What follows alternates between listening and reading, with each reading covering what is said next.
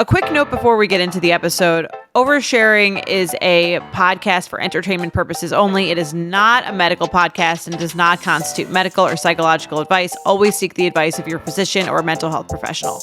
Hello, and welcome back to Oversharing. I'm Jordana Abraham. And I am Dr. Naomi Bernstein. How's it going? Going good. Been thinking about you. I know we are pre-recording a lot of these to get prepared for your maternity leave, but this is one of our last ones before the big day. So yeah, big days, I guess. Big days, right. Yeah, it feels like weird. I'm going to the induction for my surrogate this week, so it feels very like surreal. Again, this comes out in March, so this will already have happened, and hopefully everything went smooth. And yeah, I still have this weird like jinxy feeling, like even though so far along, and like whatever your fear is, somehow the algorithm knows. Yes. Oh my gosh. It really does. It just goes to show like your fears are so manifested in your like scrolling and clicking behavior. More than anything, more than like, I mean, maybe a little bit if you're excited for something or a vacation, or I guess you probably get a lot of baby item stuff, but and I get some like cute golden retriever shit too, so that's nice there too. I get a lot of cute stuff, but then you get a lot of like your largest fears that are like horrendous birth stories or like horrible labor situations. And it's weird, even like the articles that I get. I mean, I still like peruse Facebook. I'm 100 years old. I get fed like these articles of like these crazy things happening. And it does feel like, again, I'm very excited, but there is like this weird, I think from the years of like probably like all of the like fertility trauma of like, don't, until you're holding her, like it's not a done deal yet. So it's definitely, it's tough because you do want to like live in the moment. And this is probably like one of the most exciting times because it's like right before. So you have none of the responsibility and all of the excitement. Yes, totally. And I would love to be like in the moment, but it definitely, every time I like get to it, there's like a little voice in my head that's like, let's just wait and see. Right. Yeah.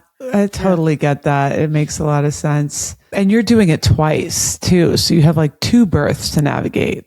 Right. Not like two births to worry about. Even when you get through the first one, you still have, your own birth. So like I could see how that feels really overwhelming.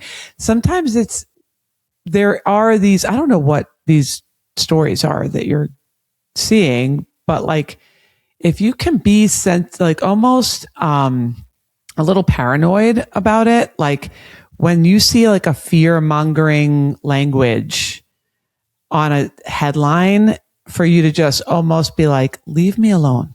Like there are like evil powers that be that are trying to get you. Like if I open my mail app right now, I get this a lot through my mail app for some reason, and I scroll through here, there's going to be some like, 6-year-old shot in the head or something, like headline. Right. And then you scroll on it and it was like, maybe it was like from 5 years ago. They just want you to click on something just to get you to click. And they know what's going to make you click on this story. It could be, I don't know who's serving you up this stuff, but like it's Instagram mostly. Yeah. I guess. Because if you look at one video too long, then they're like, we got it. Gotcha. Yeah. And then I get, then it becomes, I think, because you're then fed all that stuff, you're like, oh, this is very common. Or not as uncommon as maybe if you didn't see anything, or if this was 20 years ago before social media, or you were fed anything. You literally just everyone saw the same headlines in the newspaper. Everyone got the same stuff. Yes. Obviously, this is like huge with like politics and things like that. But you're fed the stuff that's going to activate you, that's going to make you look longer. Totally. So it feels like there's a lot more of it than there probably really is. Right. And which is why we have such an anxious culture. Like I know our brother Josh was always talking about how he would make these really well balanced, like well thought out kind of political posts and it wouldn't gain any, they were like really great, kind of like nuanced thoughts about politics, and they wouldn't gain any traction because they weren't like amping anybody up. So people are going to click on the stuff that really pisses you off or scares the crap out of you. And not the stuff that's like, oh, wow, that was really a lovely thought about, whatever it is, or like a very pleasant birth story. Like you're probably not going to click on that because you're like, there's no headlines about right. that. There's no news Woman stories peacefully gives birth to healthy baby. Like, okay. Right. That doesn't scare me enough. I'm not clicking on that. No, it's true. And my psychiatrist was like, I think you should probably just speak to people about their birth stories if you're looking for more experiences, because that's just going to be like a lot closer to the general population. Yes. Than, again, what you're being fed on. Right. Totally. Even on Reddit or any of those. Yeah. I'm sorry that you're feeling so nervous. It's not a happy, joyful, peaceful feeling, but don't, I hear you kind of maybe like, I should be, this, or I should be feeling peaceful, or I should be feeling excited and hopeful, like whatever. Like this is a stressful time. You've been through a lot. So I would just ride it out.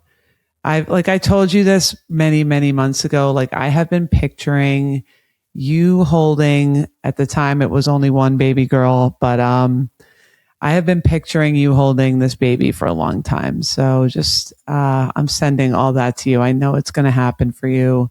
Thank you. Yeah, I appreciate the manifestation. I think it is, again, the words are like spells. It's going to go. I've been listening to like an audible, sort of like a guided meditation about labor and like delivery and stuff. I've been listening to it before I go to bed, or at least as long as I'm staying up. That kind of like walks you through. There's both like positive like affirmations for like a healthy birth, and then there's like the like guided imagery. Oh yeah, beautiful. Which I think can help. There's like that stuff like hypnobirthing and. Right. And, do you have like a serious birth plan either for you or for your surrogate? Like, are you kind of trying to micromanage? Definitely not. I mean, for me, I'm like, this is her fifth pregnancy. I'm like, you are the expert here. I'm not. And it's your body. Like, what works for you. I have more of a plan for my own. I'm just kind of like, once the baby's born, then it's like all the decisions are mine. But I kind of see it as, I defer to the expert here. Right. Yeah, totally.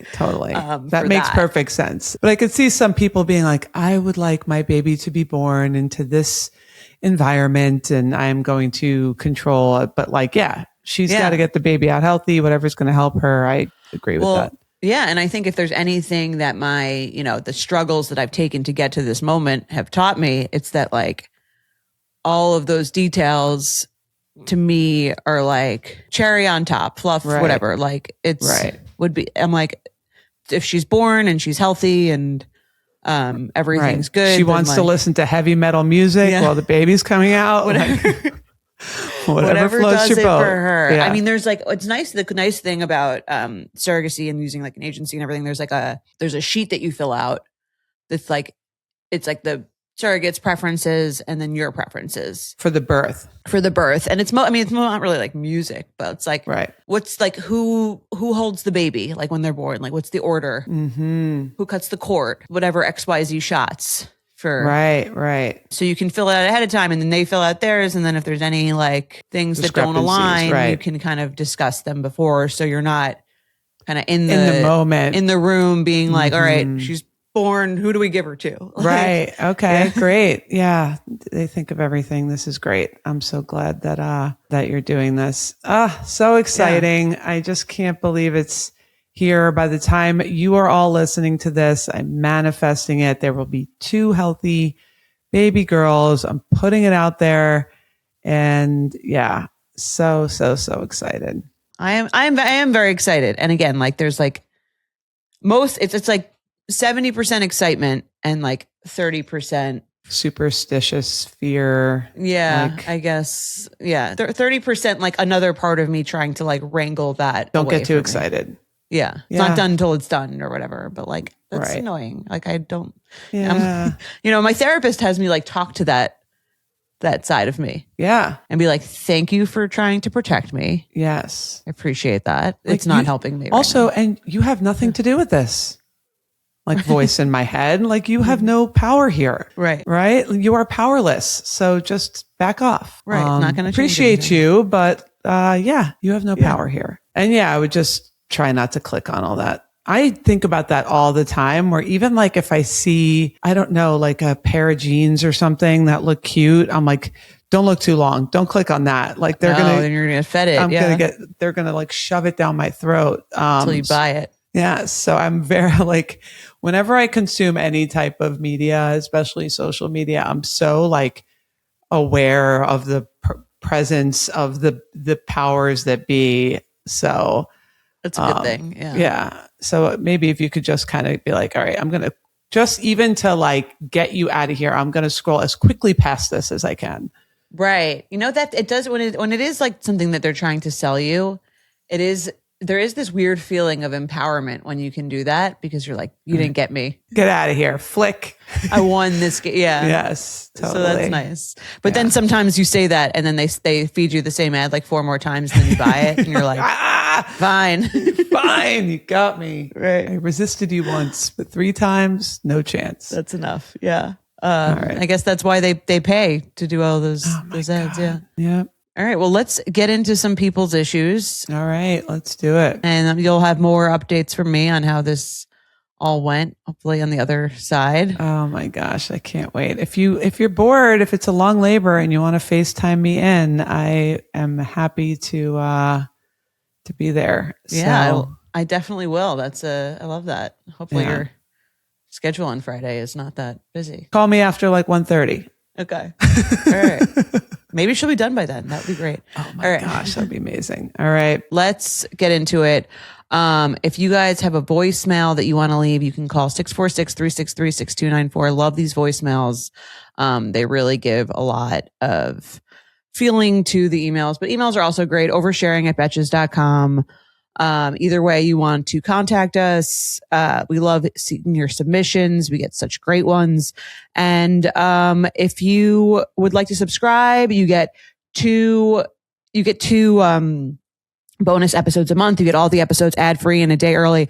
And while I'm out on leave, I will still be doing the subscriber episodes as well, like in real time. Like these are a lot of these are recorded ahead because a lot of the stuff we talked about here is kind of like evergreen, but those will be a little bit more real time. So if you're looking for some updates, some personal therapy sessions for me that I'm sure I'll need. Oh, we're going to get some of the real raw, right in the midst of it material. So I'm excited for those. Hopefully you guys subscribe so you can listen to, I don't think there's anyone out there that in the first few weeks after either giving birth or getting, having a baby in any way, shape, or form you're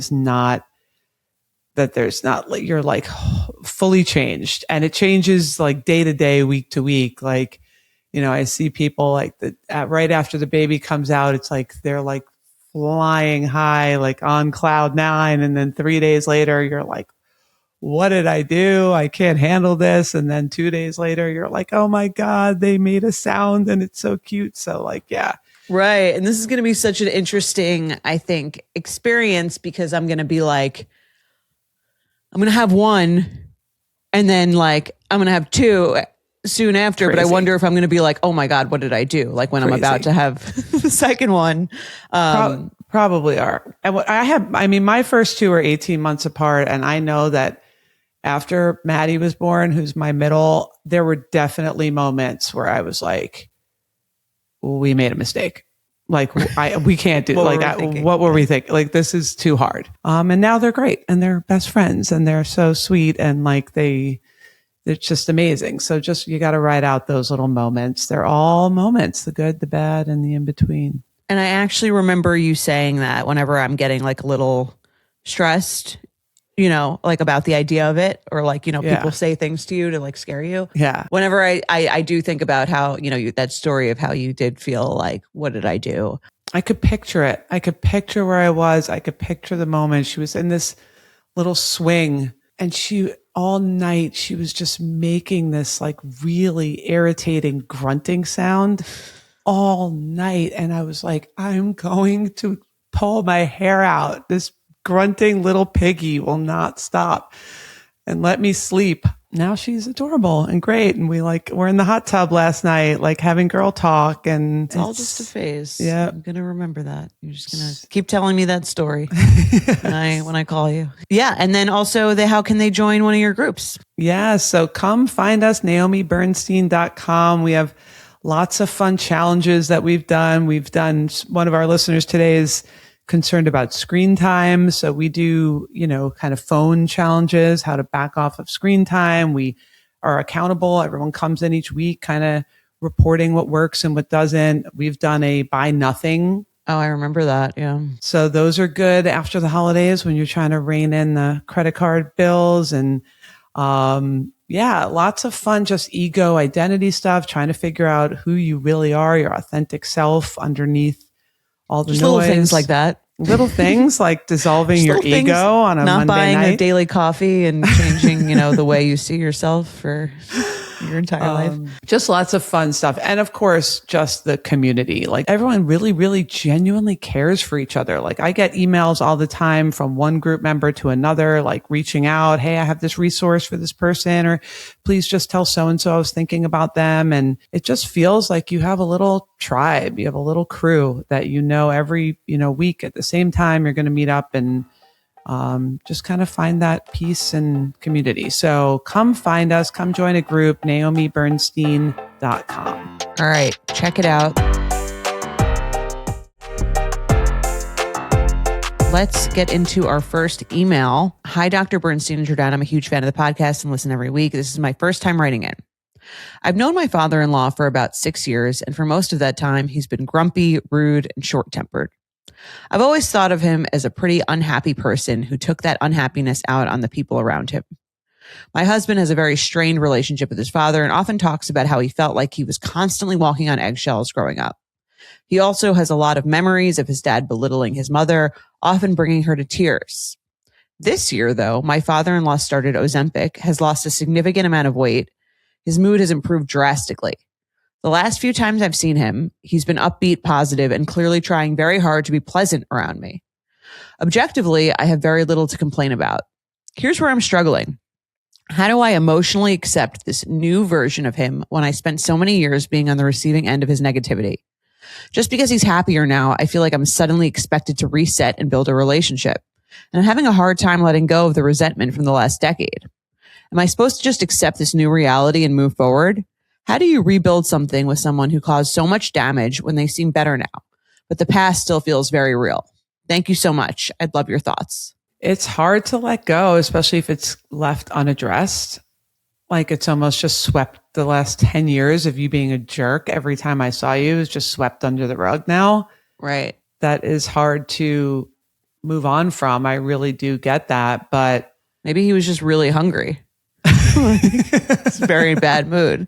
It's funny. I have heard, like, anecdotally, obviously not based on any evidence that I've seen or read or done anything, but I have heard a lot of people who have gone on Ozempic are in a better mood, are happier. And I mean, it feels like weird to say, or like should, just because I think the idea is like, oh, you're thinner and so you're happier. But I think there's like some other element of it too, or maybe it's just this thing that took up so much space in your brain that you're now free to not think about, that does maybe like improve other areas of your life. Perhaps. Yeah, I think, I don't know, but I have heard the same thing.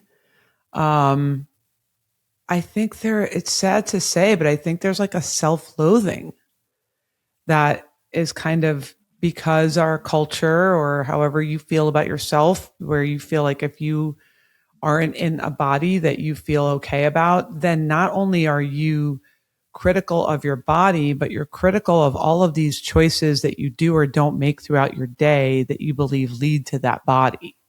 So even if you're not doing anything maybe that differently, you're thinking, oh, I should have gone to the gym and I'm so lazy and I didn't. Or you're thinking, I ate that thing and now I feel bad and I feel like, I don't have willpower, or like I'm defective in some way. So I do think like feeling better about the container that you're walking around in just, kind of reduces that self-talk around self-loathing or shame. And I've said so many times that idea of shame as like the poison of human nature, like that is just like the dark cloud. So I think that does help people feel a little bit less shameful, which I don't know if that's a good thing or a bad thing. I guess it's objectively a good thing, right? Interestingly enough, like he's now nicer to you because he probably feels better about himself. So it just is kind of, look, I get where she's coming from, but I would use this as like an example of what happens in human nature. The people that are mean and grumpy and cranky and rude are just feeling a way about themselves. It's not really about you. Hurt people, as they say. Exactly. So you can take it, all of you out there listening, that person that was mean to you, that person that excluded you, that person that, whatever, that's not about you. It's about them. So if we can remember that, it can help us then not absorb that. Now we feel shameful or we feel self-loathing because, oh, this person's mean to me because they don't think I made the right choice, or I didn't post the right thing on social media, or maybe it's that's their issue, not taking this all so personally. So I get it, but I would just be like, great, I'm going to pay it forward.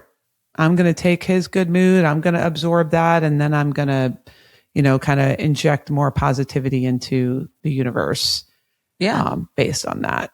And you could even, I don't know what your relation, it sounds like she's known him for 10 years. Maybe they have like that kind of relationship where I think she could say like, you seem like you're in a really great mood lately. Like, what's changed? Right. Or open up a dialogue about it. Yeah. And maybe he'll express regret for the way that he was before if it's brought up again in a way that wasn't like suddenly so positive. Someone's in a good mood. Right.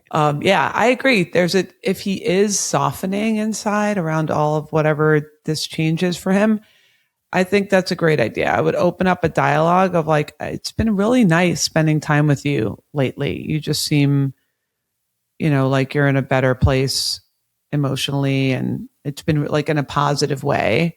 And maybe that will open up something where he might have an opportunity to apologize. Because if he does want to acknowledge or apologize, it is kind of awkward just to bring it up out of the blue. Right. Sorry, I've spent my entire life being exactly an asshole. Right. Most people don't want to say or even admit that, especially when you're past a certain age.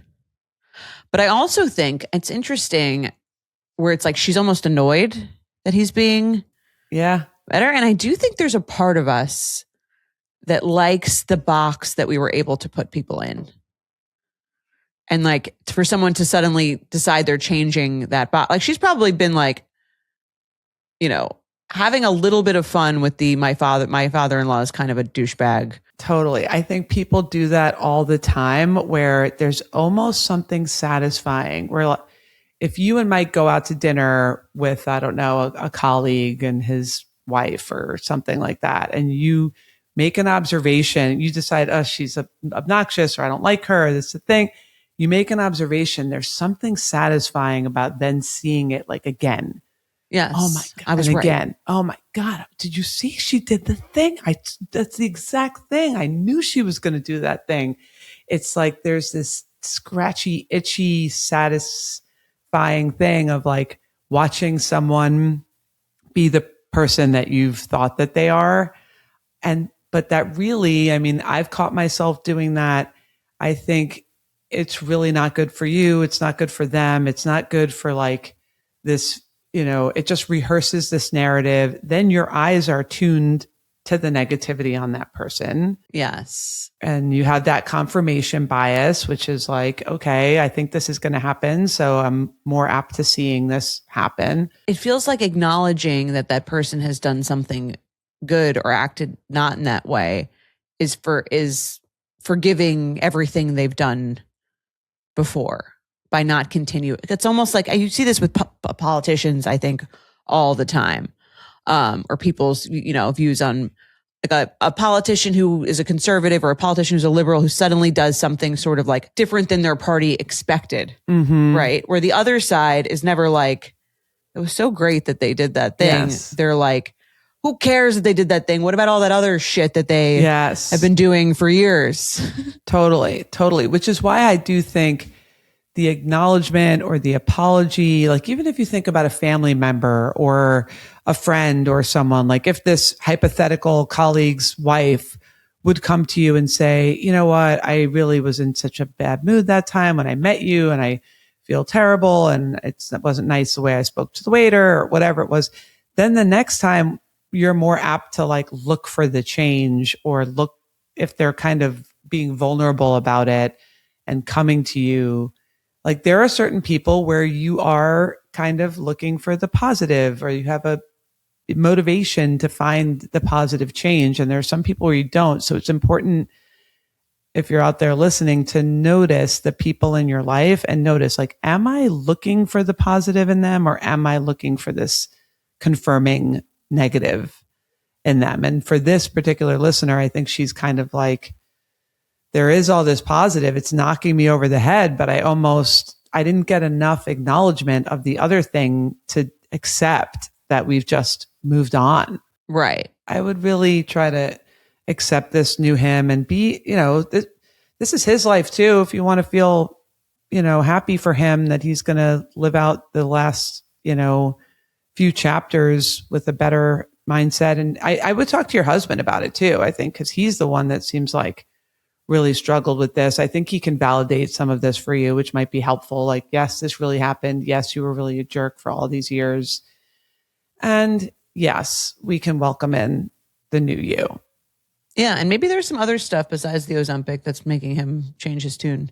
Maybe he's secretly going to therapy. Who knows? Yes. Honestly, there's like changes that might occur around that same time. Like I'm going to make a bunch of changes in my life. One of them is Ozempic, but others might be, maybe he had some kind of awakening. So, but yeah, it's really interesting to think about the lens through which we observe other people's behaviors. Hopefully, he stays this way, keeps getting his prescription renewed. I hope so too. All right.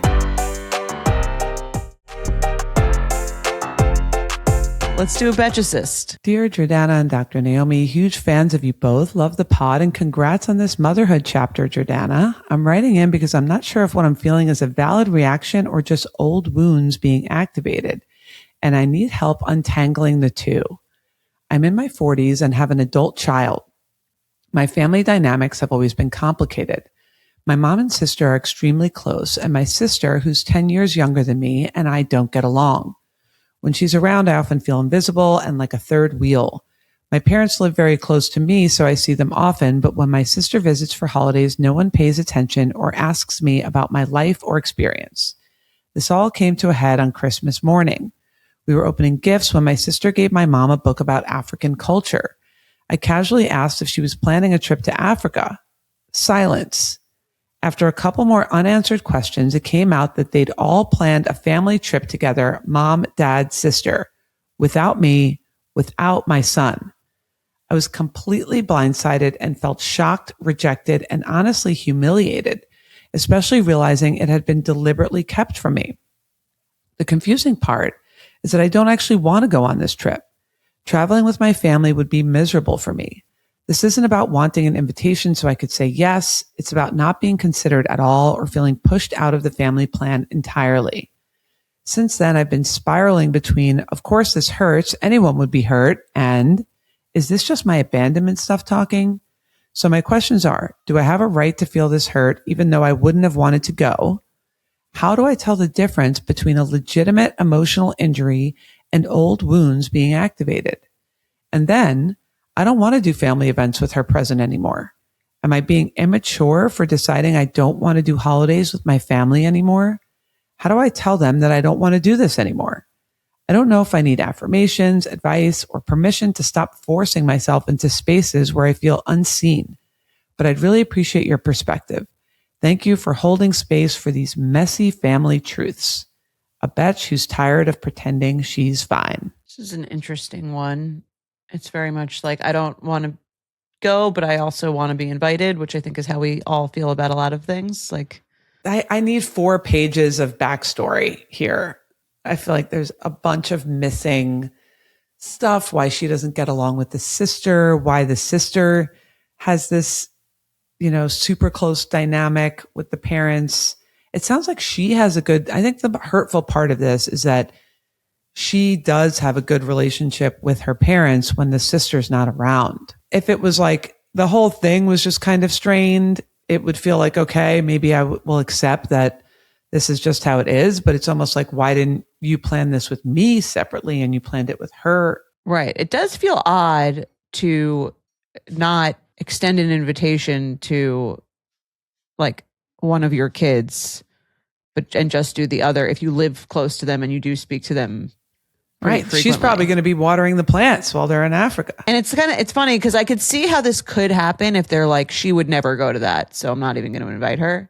Or maybe they've invited her to, she doesn't really say, maybe they've invited her to other things that she's consistently said no to. Sometimes when you say no to enough events, people stop inviting you places. I don't know if that was the case. She says she has a good relationship, but now she's like, I never want to speak. I feel like I agree with you. There is something missing from the story of the dynamics here. It's something between the two sisters. It feels like the parents are taking sides. Like it sounds like the conflict is between the sisters and the parents are kind of in the middle. And maybe because the listener lives closer, there's inherently, I think for a lot of parents, and I'll speak for myself and just in general parenting, there's this pull to want to treat everyone kind of equally or to like balance the scales. I think if she lives close to the listener lives close to the parents and the sister lives further away, there might be this like, we've got to throw a party every time she's here. We've got to listen to every word that she says to make up for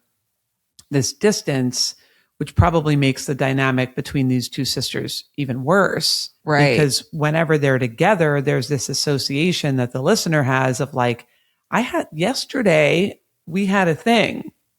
And now when she's here, I'm the forgotten. thing is totally different. I'm like the forgotten one. Well, it's interesting. I was reading, I didn't read the full article, but I read like a New York Times, I think it was, or Wall Street Journal, like Instagram post about an article they put up that basically was like a study that they did that said that parents actually do have a favorite. Right. Like, oh my God. Most of the time.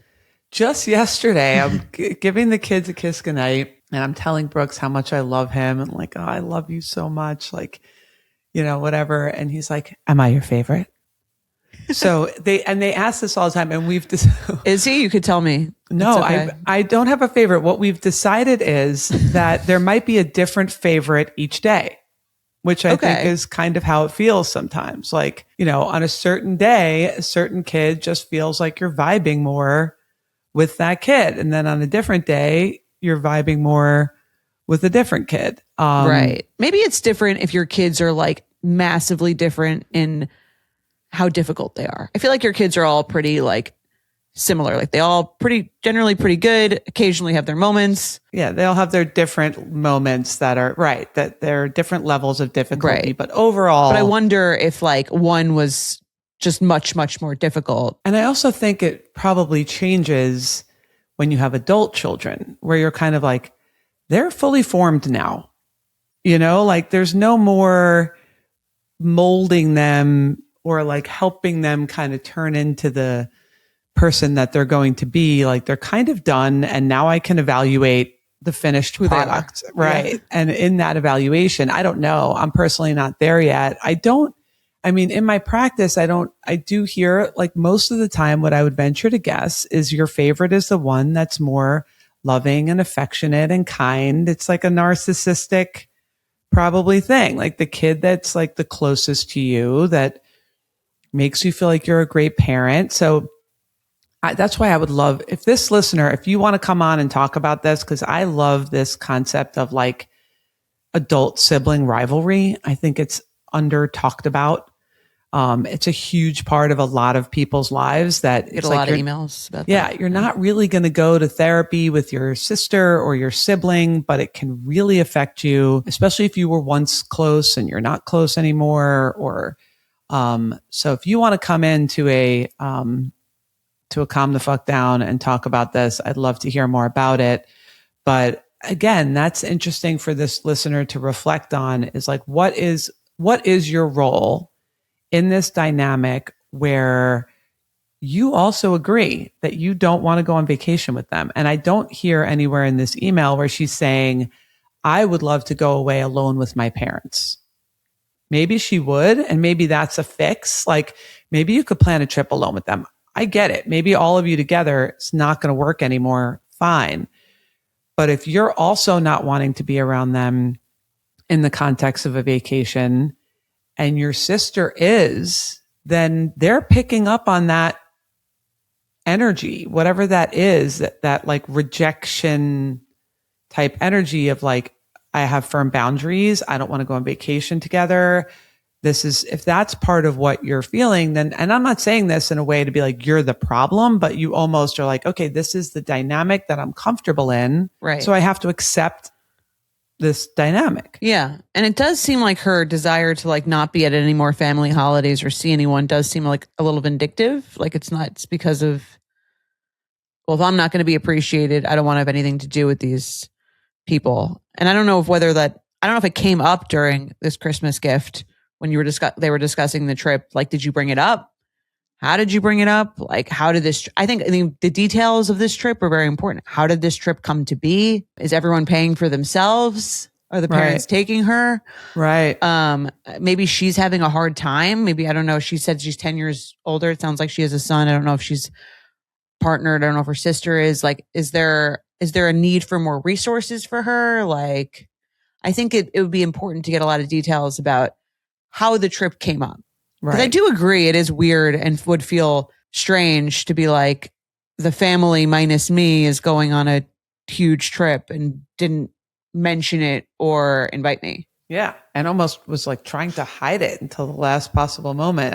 I totally validate that. But I think the fact that you don't want to go and they didn't invite you, there's like the unspoken truth there. They know you wouldn't want to go and you didn't want to go. So that's why I think that's simply why she wasn't invited, because it would have been awkward for her to say no. It would have been, if she did say yes, everyone knows that it probably wouldn't go well. But I think the bigger question for this listener is, why didn't you want to go? Maybe there is a piece of like what you're bringing to the table with this family dynamic. Maybe you're not affirming your parents, or you're not showing love to them, or maybe there is I guess the fear is that there's a favoritism for the sister. There's a choosing sides there. So there's a lot of complicating factors. I would love to hear more about it. And we've had a listener also write in about, she has two kids, I think of 10 years apart. And the way she parented the first one was very different than the way she parented the second one, because they were at a different phase of their life. And maybe it creates a different dynamic, and there's different resentments and stuff from like the way the first kid is being raised. So I think there's probably a lot going on there in that. 100%. I do think that most parents are a little bit better, unless there's an external change like substance abuse or illness or something like that. You make your mistakes on the first kid for the most part, and then you kind of figure it out a little bit more by the time you get down the line. Again, unless there's like external factors that are, weighing in, if all else the same. So yeah, that birth order stuff and 10 years between, this is juicy. Come talk to us. I want to figure out what's going on here and perhaps help you navigate. I think it also depends. Like, do you want, even taking your sister out of the equation, do you want to be closer to your parents? Do you want to be able to go on a trip with them, with your son? Is that something that you would enjoy or look forward to or want to make happen? And if that's the case, then let's figure out what's going on with them taking your sister out of the equation, because it seems kind of, if you boil it down, it's as simple as the sister would enjoy this trip and you wouldn't. So that's part of why you're saying that. They know that. That's the big dark truth of why you weren't invited, that everyone kind of agrees on. But the bigger question is, why wouldn't you enjoy it? Right. Maybe you guys don't vibe, like you were saying with the favorites. Yeah. But it sounds like they do, the way she describes it, they spend time together and they see each other a lot. And I am assuming she's okay with it if she's spending time with them. It's something about the sister being around.